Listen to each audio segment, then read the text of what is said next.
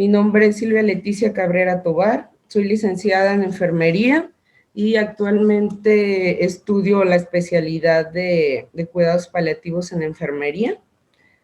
Trabajo en el Hospital Civil Fray Antonio Alcalde, soy adscrita al servicio de medicina legal.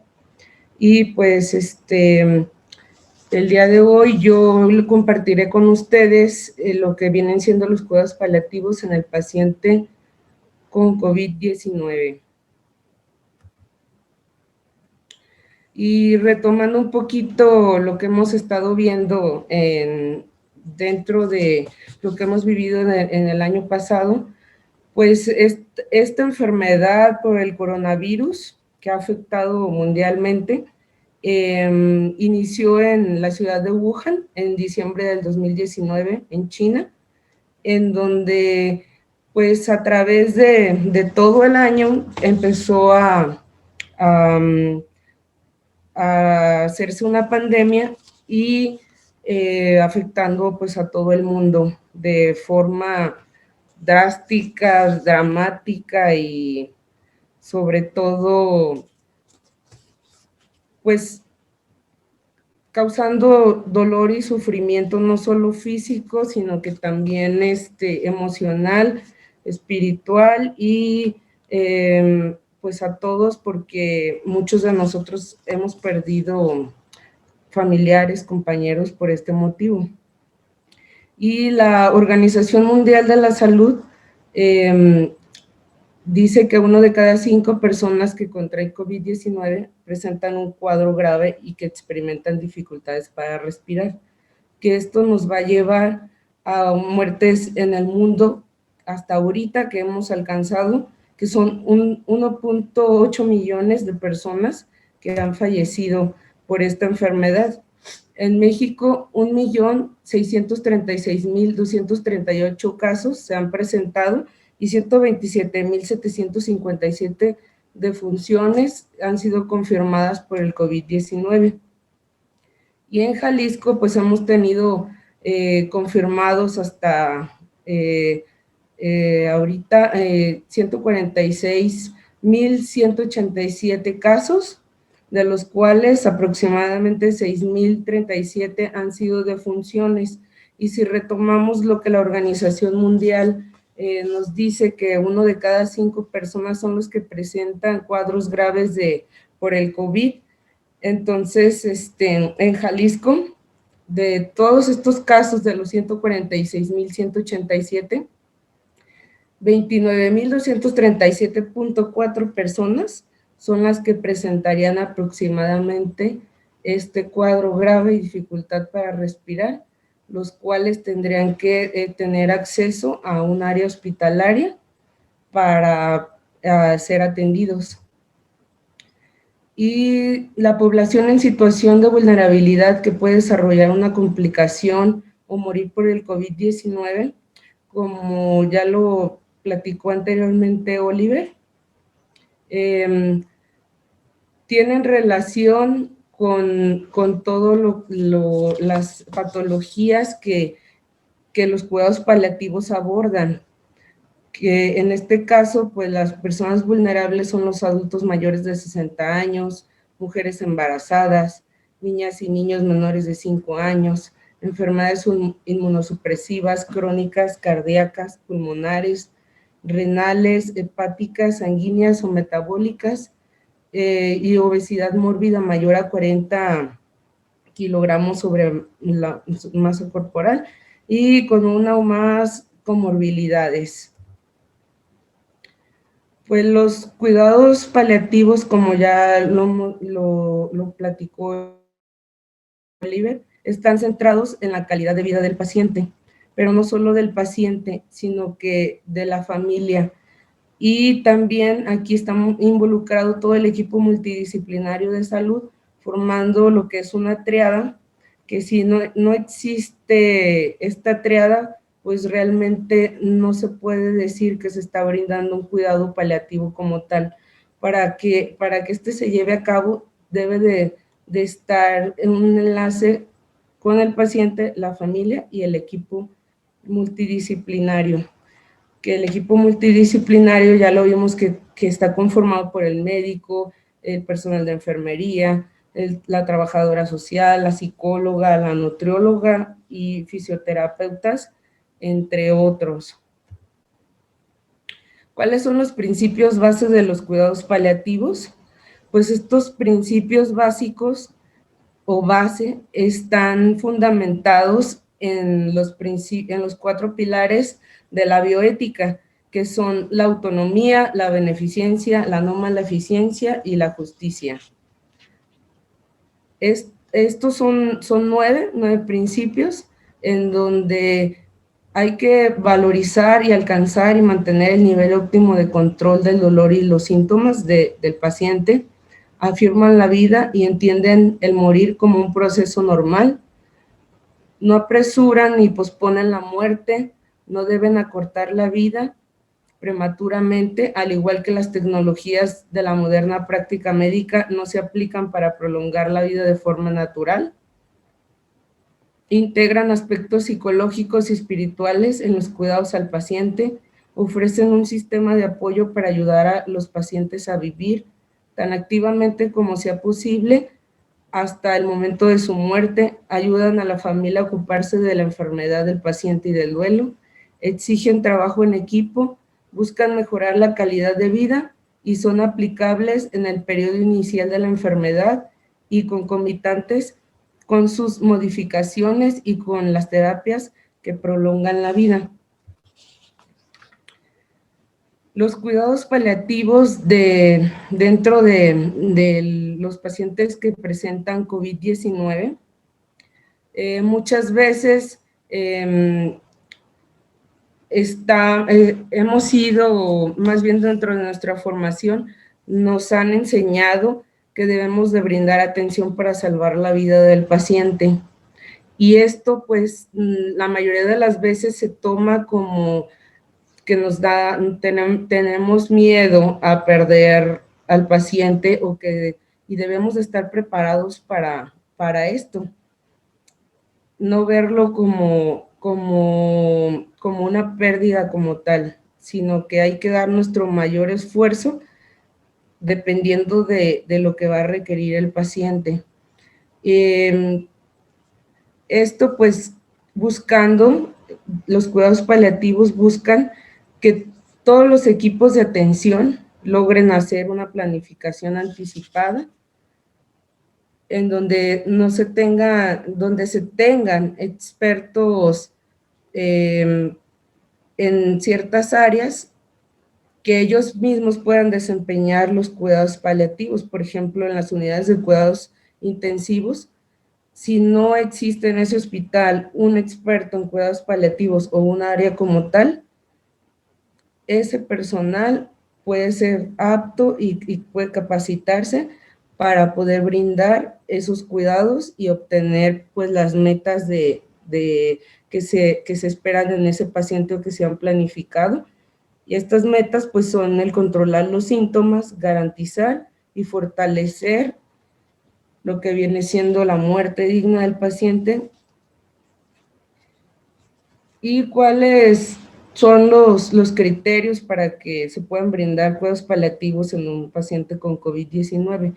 Pues los pacientes que presentan cuadros graves de disneas y hemoptisis, pacientes que ya son parte de los cuidados paliativos o que ya tuvieron cuidados paliativos, pero ahora presentan como una comorbilidad, pues ya el COVID-19. Pacientes con insuficiencia respiratoria severa o neumonía severa, que no son candidatos a aporte ventilatorio mecánico, pacientes que están en su domicilio, que son pacientes que ya se les brinda cuidados paliativos y que también no son candidatos a terapias de soporte vital, o pacientes que no son candidatos por previa valoración y criterios que están establecidos para ingresar a una unidad de cuidados intensivos, pacientes con insuficiencia respiratoria severa con voluntad anticipada que han declarado que no desean ventilación mecánica y pacientes con soporte ventilatorio y síntomas refractarios definidos por el equipo de la unidad de cuidados intensivos. ¿Cuáles son estos síntomas refractarios o qué son los síntomas refractarios? Pues son aquellos que no pueden ser adecuadamente controlados con los tratamientos que tenemos a nuestra disposición dentro de un tiempo razonable.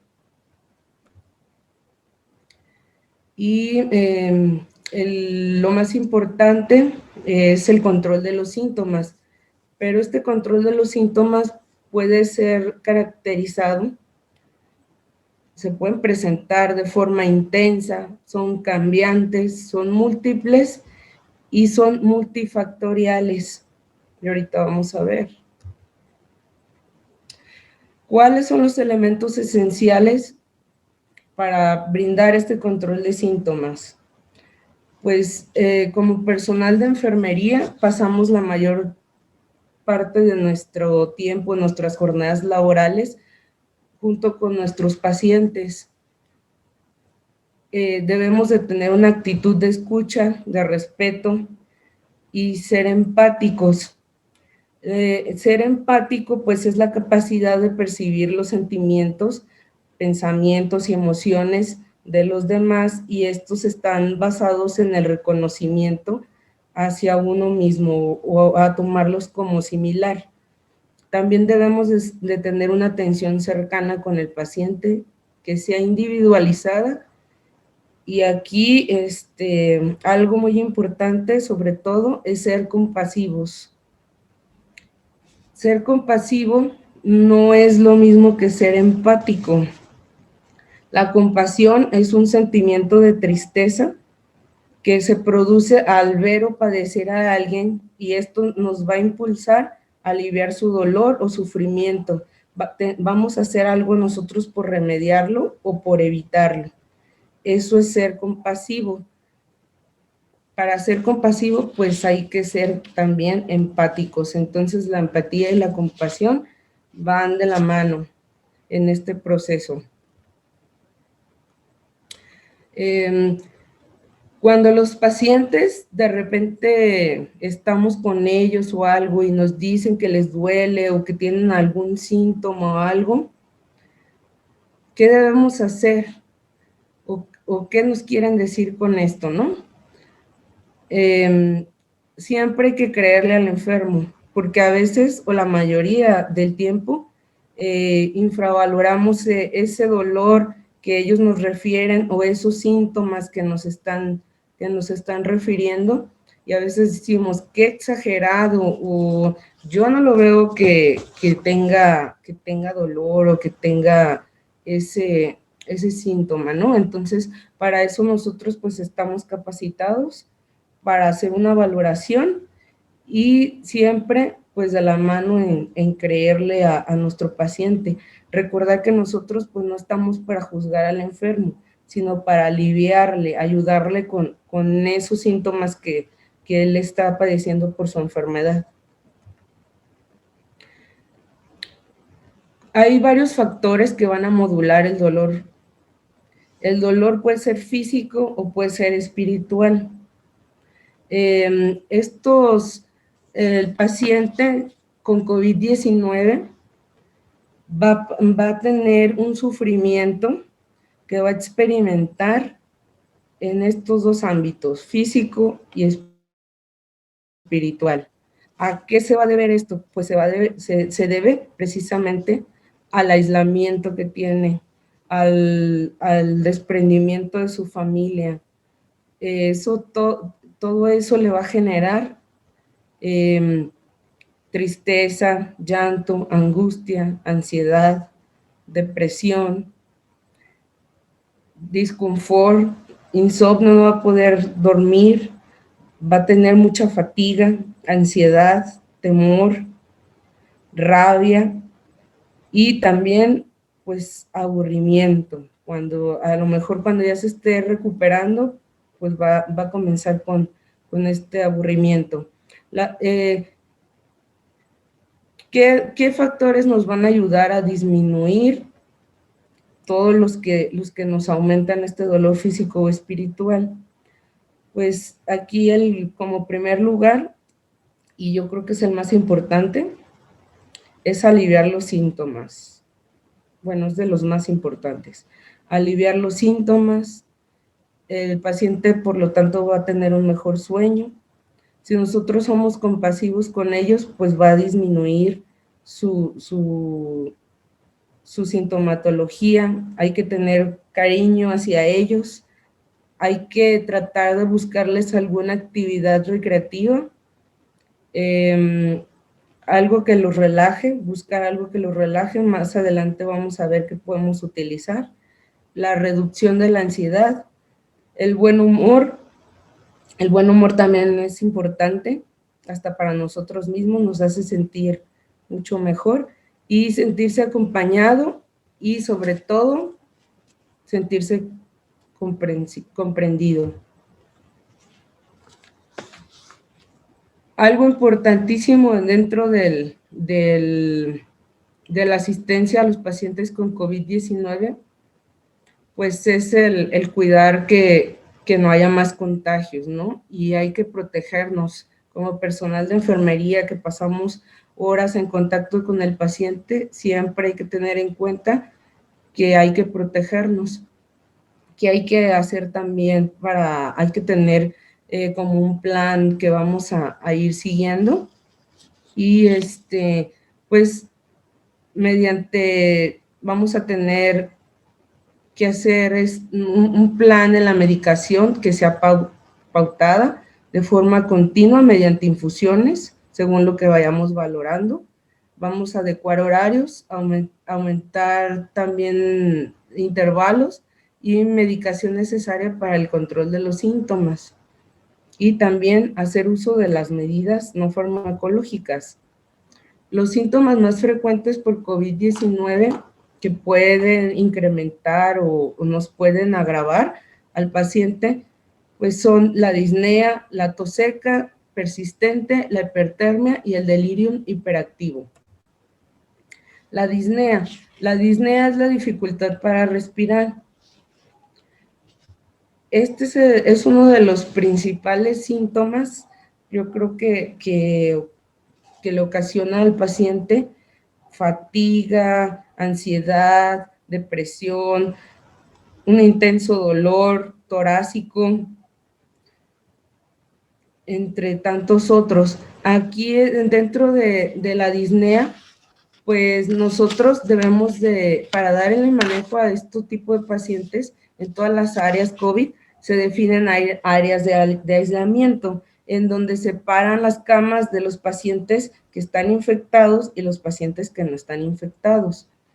Y nosotros pues tenemos que ver cuáles son los procedimientos de alto riesgo o de transmisión vírica. Por ejemplo, el paciente con disnea siempre va a tener oxigenoterapia. Puede tener desde puntillas nasales, mascarilla con reservorios, CPAP, alto flujo, ventilación mecánica, ya cuando hay una severidad de la disnea.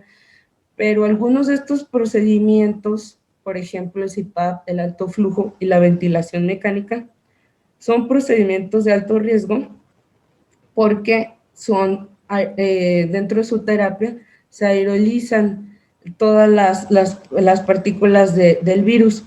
Entonces hay que tener cuidado con esto y siempre pues traer nuestra protección. ¿Qué vamos a valorar también para el tratamiento de la disnea? Pues la función renal del paciente y si tolera la vía oral. Hay un fármaco que es el fármaco de elección para el tratamiento de la disnea severa, cuando ya se han descartado otras medidas de intervención terapéutica dentro de la UCI o de las áreas COVID. Y esta es la morfina, es el principal fármaco de elección. En personas que están gravemente enfermas por COVID-19 y que están confinadas en sus domicilios, vamos a usar lo que viene siendo la medicación e infusión subcutánea continua por medio de la inserción de un catéter subcutáneo, en donde vamos a tener la administración de los fármacos mediante una bomba elastomérica que aquí se muestra, la bomba elastomérica, que hay de muchas marcas y que generalmente se utiliza en los hospitales, pero también ya se le enseña al familiar. De hecho, se le enseña la técnica para que ellos también puedan colocar y sepan administrar el medicamento y colocar el catéter subcutáneo. Y lo pueden hacer en su domicilio, si no cuentan con alguien cercano que les pueda apoyar. Este infusor subcutáneo debe de tener la siguiente medicación cada 24 horas. Vamos a hacer como un cóctel de analgésicos. La morfina debe ser al 1%. La dosis son de 15 miligramos a 30 miligramos cada 24 horas. La morfina pues va a ser para disminuir la disnea y se va a utilizar en dosis más bajas en pacientes geriátricos y con enfermedad renal crónica. El haloperidol pues va una dosis de 2.5 miligramos a 5 miligramos cada 24 horas. Esto nos va a evitar náuseas y vómitos y también efectos secundarios que nos causan los opioides. La butiliocina de 60 miligramos cada 24 horas nos va a evitar que nuestro paciente tenga secreciones respiratorias secundarias a la infección. Va a tener menor producción de secreciones. El midazolam de 5 miligramos cada 24 horas nos va a ayudar a la taquipnea o a la inquietud o percepción del sufrimiento del paciente. Y si no contamos con midazolam, pues lo podemos sustituir por levomepromacina. Esta va a ser una dosis de 12.5 miligramos, pero debemos de suspender el haloperidol si la usamos. En personas que están gravemente enfermas o que están hospitalizadas, vamos a usar la medicación en una bomba de infusión volumétrica, que son las que manejamos y ya conocemos dentro de las áreas hospitalarias. En esta bomba intravenosa que nosotros vamos a preparar, pues con 500 mililitros de suero fisiológico, vamos a pasar a 21 mililitros por hora con la siguiente medicación. Morfina al 1%, de 10 a 20 miligramos cada 24 horas. Igual, tomando en cuenta si los pacientes son geriátricos o tienen alguna enfermedad renal crónica. En el área hospitalaria, lo único que va a cambiar es la dosis de morfina. Todos los demás medicamentos van a ser la misma dosis para el paciente domiciliario. Aquí nada más vamos a requerir una dosis extra o mayor. También se puede, esto es lo que nos sugiere la Sociedad Española de Cuidados Paliativos para su uso, pero sabemos que para eso tenemos que hacer una valoración, como ya lo mencionamos, que sea individual. Cada paciente debe tener su valoración individual y dependiendo de su sintomatología.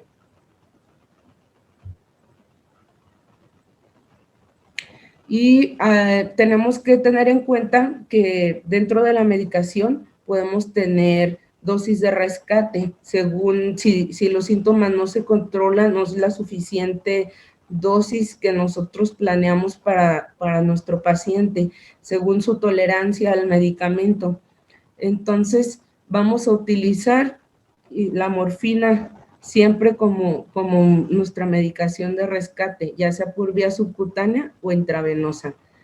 Y aquí si vamos a dar una dosis de morfina como rescate, vamos a dar 15 miligramos al día de rescate. Vamos a dar 2.5 miligramos subcutáneos. Si administramos 30 miligramos al día, el rescate va a ser de 5 miligramos subcutáneos, con una frecuencia de hasta cada 4 horas, o incluso si se necesita aumentar, pues ya se valora para que tengamos un efectivo control de los síntomas. Y aquí debemos de tener en cuenta y tener el ojo pero sí muy abiertos, muy atentos y estar muy alertas, ¿no? Que cuando se usa por primera vez la morfina, es muy importante saber que el paciente puede tener una retención aguda de orina, especialmente dentro de las primeras 24 horas. Y uno de los síntomas que nos puede dar como alarma, pues es que el paciente va a tener un cuadro de agitación y va a hacer que no nos responda a la medicación de rescate porque ya trae un globo vesical. Entonces, pues ahí vamos a tener que recurrir a colocarle una sonda foil a lo mejor o alguna otra alternativa, pero hay que tener en cuenta eso, que puede presentar retención aguda de orina. Dentro del tratamiento no farmacológico para la disnea, es muy importante que tengamos un control del ambiente. Dentro del hospital, pues a lo mejor es un poco difícil porque hay mucho ruido, se escuchan muchos aparatos, y más si estamos en una unidad de cuidados intensivos. La luz está prendida todo el tiempo, todo el mundo pues está hablando, realizando actividades. A lo mejor es un poquito de dificultad que nosotros tengamos un control del ambiente al 100%, pero a veces sí podemos darnos ese pequeño espacio a lo mejor de que todos en algún momento tratan de adecuar los horarios o las actividades que se van a realizar con el paciente y proporcionarle o tratar de proporcionarle descanso a él también. Dentro del tratamiento no farmacológico existen técnicas de relajación o imágenes guiadas que nosotros podemos aportarle al paciente cuando, por ejemplo, tiene mucha ansiedad o tiene mucho dolor por la disnea. Nos pueden ayudar para disminuir el síntoma. Otra cosa importante también, y a lo mejor es como algo así muy que decimos, ay, ¿en qué le puede ayudar? Pues sí ayuda demasiado en enfriarle la cara con un paño fresco. Colocarlo en posición de pronación, y algo que ayuda muchísimo es la musicoterapia, que igual se puede usar. Todo esto se puede usar en el hospital y también en el domicilio. El paciente, algo súper importante que debemos tener en cuenta para aliviar estos síntomas, pues es el confort, en ser flexibles, porque a lo mejor en este momento le ayuda al paciente la musicoterapia, pero a lo mejor en otro momento no le ayuda ya eso, y a él lo que le ayuda, no sé, es un baño de esponja, mantenerlo cómodo. Y otra cosa que podemos usar también es la aromaterapia. La aromaterapia se recomienda principalmente en el domicilio.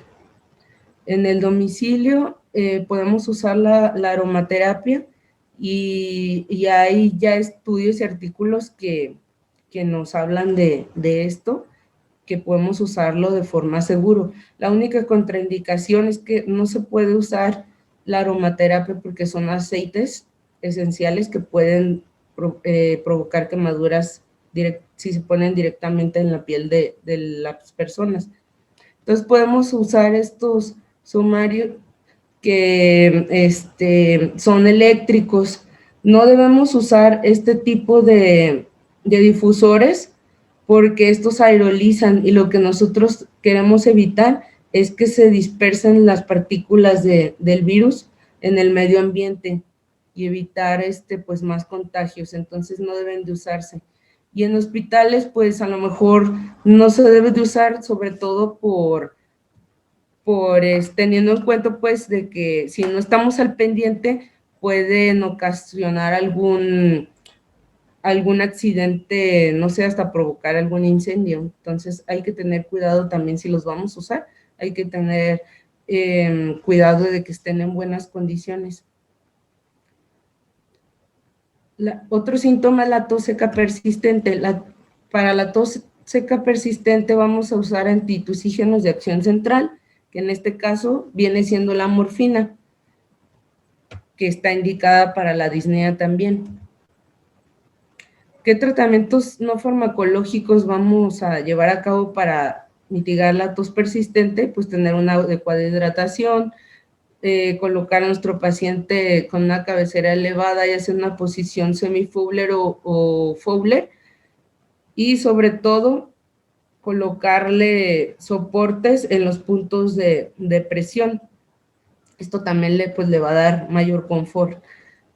Agua tibia con miel y pues la aromaterapia. ¿Qué podemos usar en este caso dentro de la aromaterapia? Podemos usar la lavanda, el eucalipto, otro aceite esencial que es la bergamota, que es pariente de la lima y de las naranjas. Todas estas nos ayudan para los cuadros respiratorios. Aparte de eso, de que nos ayudan para eso, nos ayudan para disminuir la ansiedad y la depresión, la tristeza, porque actúan sobre las emociones. ¿Cuánto nos dura el efecto de la aromaterapia? Más o menos tarda como en hacer efecto en nuestro cuerpo 20 minutos, y cada 4 horas es lo que podemos estar nosotros poniendo esos aromas. Otro síntoma importante es la hipertermia. La hipertermia, pues ya sabemos que es la elevación de la temperatura corporal mayor a 38 grados, y pues en esta vamos a hacer el uso de antipiréticos y analgésicos, como son el paracetamol, el ketorolaco, el dexketoprofeno y el diclofenaco, que también nos van a ayudar como antiinflamatorios. El paracetamol se puede usar de 1 gramo cada 6 o 8 horas. En caso de que se conserve la vía oral, se le puede dar vía oral, o si tiene mucha fiebre, pues se le da 600 miligramos cada 8 horas, también por vía rectal, si se tiene en esa presentación. O en su caso, también lo podemos usar por vía intravenosa, también de 1 gramo de 6 a 8 horas. El ketorolaco, pues una ámpula cada 8 horas, que son 30 miligramos por vía subcutánea, y el dexketoprofeno o vía intravenosa. El dexketoprofeno, pues son 50 miligramos cada 8 a 12 horas, y el diclofenaco, 75 miligramos cada 8 horas. Cuando no tenemos uno de estos analgésicos, pues se usa el diclofenaco, pero de repente es mejor no usarlo porque es el que tiene peor tolerancia a la vía subcutánea, ya que tiene una composición aceitosa y de repente puede causar un poco de irritación. Dentro del tratamiento no farmacológico para la hipertermia, pues es la aplicación de las compresas frías. Estas compresas frías tienen el objetivo principal de brindar bienestar y confort, y sobre todo, pues, ayudarnos para regular la temperatura corporal. Y se pueden aplicar en cuello, en la frente, en las axilas, en la ingle y en el abdomen. Uno de los síntomas, yo creo que más afecta a un paciente con COVID-19, aparte de la disnea, la tos y todo, pues es el delirio hiperactivo.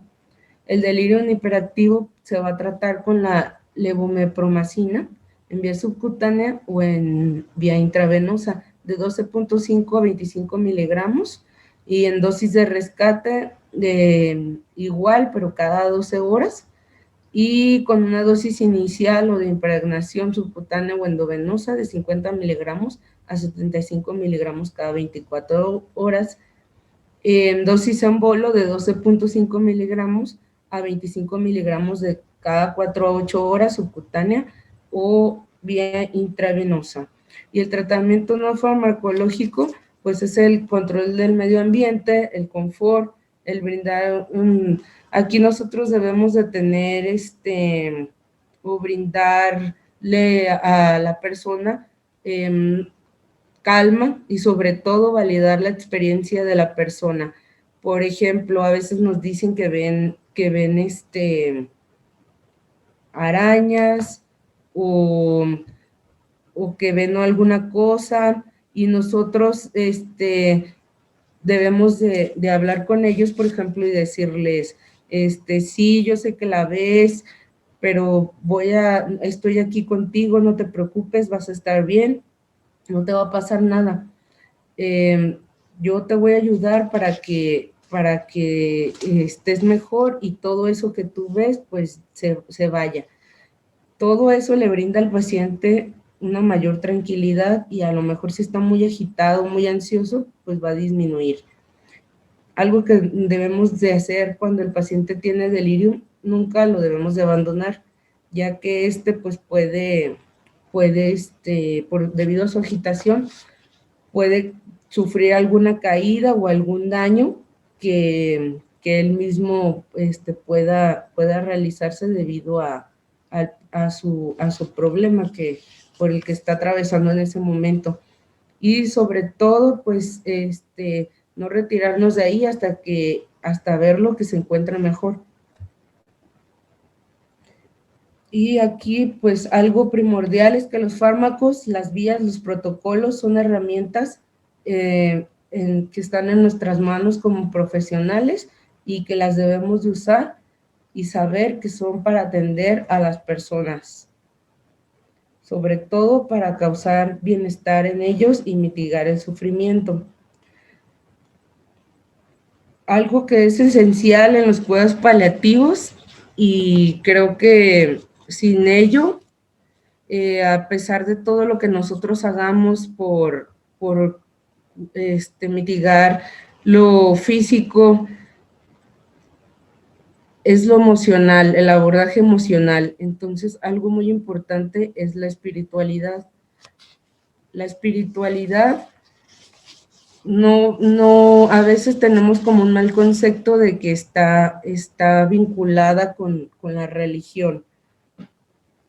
Sí tiene que ver con las creencias religiosas, pero la espiritualidad es lo que nos va a hacer que nosotros sintamos las cosas positivas hacia la vida, el sentido que nos va a dar ser cada día mejores, lo que nos va a conectar con todo lo que hay a nuestro alrededor, ¿no? Y con todas las creencias que nosotros tengamos, si creemos en el universo, en que hay un ser espiritual más allá, en un Dios, a lo mejor creemos en los ángeles, no sé. El personal de salud creo que es de suma importancia que conozca los distintos tipos de creencias religiosas o de prácticas que hoy en día se llevan a cabo, que vienen enfocadas a la espiritualidad. Cuando hemos hecho todo lo posible para tratar de mitigar todos los síntomas que está presentando nuestro paciente y no se ha logrado mitigar ese dolor o sufrimiento, hay un procedimiento que le llamamos en cuidados paliativos sedación paliativa. ¿Qué es la sedación paliativa? Pues es un procedimiento en donde se produce una disminución deliberada de la conciencia. Una vez que se ha obtenido el consentimiento oportuno con el paciente, que ya se le ha explicado que lo que conlleva este procedimiento y que se ha tratado de llevar un control de los síntomas y su situación de terminalidad, en donde se ve que se va aproximando la muerte de este paciente y tiene un sufrimiento intolerable y refractario al tratamiento realizado en un tiempo razonable, es cuando se toma en cuenta si se puede llevar a cabo este tipo de procedimiento. ¿Cuál es el objetivo de la sedación paliativa? Pues es alcanzar un nivel de sedación suficiente, profundo, para aliviar este sufrimiento. En los pacientes con COVID o más con pronóstico infrausto y mal control sintomático que no sean candidatos a tratamientos dentro de la unidad de cuidados paliativos, o que aunque no estén dentro de la unidad de cuidados paliativos, como ya lo vimos, pero que requieran de, de mitigar el tratamiento que ha sido fútil, entonces nosotros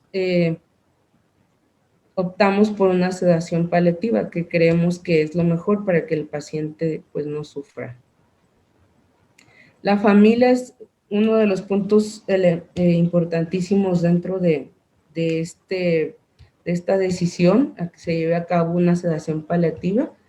Debe de estar adecuadamente informada siempre, permitir en la manera posible y con los adecuados elementos de protección que se pueda despedir de su familia o del enfermo, dado una vez que ya se ha decidido que su paciente pues sea candidato o pueda llevar a cabo en él la sedación paliativa. Debido a las restricciones de que los familiares pues no pueden tener un contacto directo con los pacientes, pues hemos hecho uso de otras alternativas como son la tecnología. Entonces, aquí es un buen momento de hacer uso de estas herramientas para poder conectar a nuestros pacientes con su familiar y que puedan tener una forma para poder despedirse de ellos.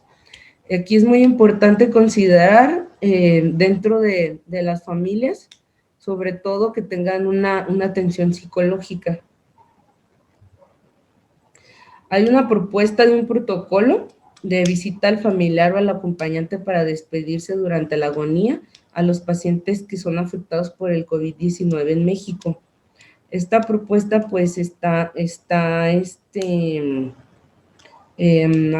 tiene muy poco que se efectuó, pero por las reglas de sanidad y todo, de la Secretaría de Salud y todo, pues aún no se ha autorizado que el familiar pueda tener ese contacto con el paciente para poder despedirse. ¿Cuál es la atención que debe de tenerse hacia la familia? Pues siempre tiene que estar el familiar informado de lo que le está pasando a su paciente, de qué condición se encuentra él, cuál es su pronóstico, y lo debemos de hacer siempre de una manera apropiada hacia su nivel de educación o hacia su cultura, para que él nos pueda comprender bien y pues no tenga la menor duda, porque yo creo que es lo que más les aflige a las familias, no saber o no comprender bien qué es lo que está pasando con su familiar. Ya cuando el paciente pues lamentablemente falleció, pues nosotros tenemos que tener un respeto hacia la dignidad del cuerpo del paciente, brindarle el apoyo a esta familia. Lo podemos hacer nosotros como enfermeros también, podemos atender el duelo hasta cierto punto de nuestra capacidad y nuestro conocimiento, pero también algo importante es que si la familia requiere de una ayuda psicológica, pues se le pueda brindar o se le facilite. También es facilitar el encuentro de la despedida. ¿Cómo lo vamos a hacer? A lo mejor ya no se pudo despedir su familiar, ni siquiera por una videollamada o una llamada que le pudiera haber hecho a su familia. Entonces podemos hacer, no sé, algún ritual de despedida, como hay varios, que es escribir una carta donde pues la persona escribe lo que siente en ese momento y lo que le quiso decir a su familiar. La puede romper o quemar al final, puede lanzar un globo al aire, también unas palomas, reunirse con toda su familia. Ya depende de lo que se decida o que crean que sea más conveniente para esa familia. Y notificar o documentar el fallecimiento. Esto lo realizan más bien los médicos cuando extienden los certificados de defunción, pero sobre todo, pues agilizarle a la familia los trámites administrativos, tratar de que sea lo menos tardado, sobre todo porque pues están atravesando por momentos en donde están sufriendo la pérdida de su familia. Hay algunos síntomas para motivar a una sedación paliativa en el paciente con COVID-19, que son la disnea y la inquietud por el cuadro confusional de delirium. Son los síntomas que nos van a, que si no hemos tenido un control adecuado, son los que nos van a determinar para que se pueda llevar a cabo esta sedación. Y hay fármacos de elección para la sedación paliativa. En este caso, pues es el midazolam, es la primera opción que se debe de elegir. La levopremomacina, si el síntoma es refractario o es es principalmente el delirium. El fenobarbital y el propofol, estos van a ser como una opción en caso de que el paciente no responda al MIDA o a la levopremomacina. Y pues una reflexión que debemos de hacer todos los profesionales de la salud al llevar a la práctica la sedación paliativa, pues que es una buena práctica médica y ética y deontológica obligatoria, implica para el enfermo una decisión de profundo significado antropológico, ya que él va a renunciar a experimentar conscientemente la propia muerte. Y tiene también para su familia importantes efectos psicológicos y afectivos, porque al poder despedirse de su paciente y tener la certeza que su paciente murió sin dolor o sufrimiento, eso les va a causar una satisfacción de saber que no sufrió. Y también es una estrategia terapéutica ante la inevitabilidad de la muerte. Y su objetivo principal pues es el alivio del sufrimiento físico y emocional para garantizar el confort del paciente y contribuir así a una muerte digna, a una buena muerte, sin tener una obstinación terapéutica con ese paciente. Y los profesionales de la salud, pues hemos tenido en este año 2020 que pasó y que estamos iniciando el 2021, pues un compromiso hacia nuestra vocación y hacia nuestra carrera que nosotros elegimos. Y yo creo que estas imágenes hablan por sí solas, son, son muestras del compañerismo, del desgaste que se ha tenido por la cantidad de pacientes que se han tenido que atender, por el miedo que se ha vivido a pensar que nos podemos contagiar o podemos contagiar a nuestra familia, también por la sobrecarga de trabajo, por no contar con el material que necesitamos para poder llevar a cabo nuestras funciones, para mantenernos protegidos y tener seguridad de no contagiarnos y sobre todo hay algo muy importante que, como les mencioné en un principio, es muy importante los cuidados paliativos que nosotros veamos por el paciente y la familia, pero también es muy importante que nosotros aprendamos a tener autocuidado con nosotros mismos. Ese autocuidado nosotros lo podemos hacer.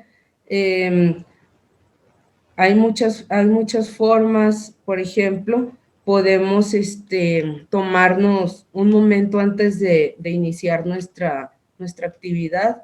Podemos realizar meditación, si lo sabemos hacer, y si no, pues podemos aprender.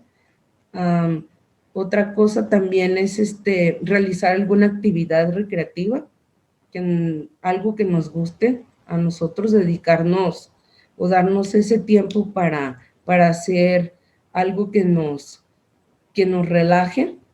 Y esta imagen que ven ustedes aquí abajito, donde están el personal con un perrito Pug, esa imagen es de un hospital de la Ciudad de México, en donde ahí tienen terapia con animales.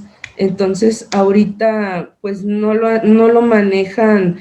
En los cuidados paliativos se maneja una terapia con animales, con perritos, pero no se utiliza ahorita dentro de las áreas COVID, sino que aquí lo utilizaron para las labores antes de entrar en contacto directo con el paciente, de que les ayudara a disminuir su estrés. ¿Por qué es importante disminuir el estrés? Porque si nosotros tenemos el estrés debido a la compasión que tenemos con nuestros pacientes y a las experiencias, al estar viendo sufrir a las personas o que están muriendo, a todo ese miedo que tenemos, angustia, eso nos genera a que caigamos en el síndrome de burnout, o en su caso, a que tengamos fatiga por compasión. Y es algo que también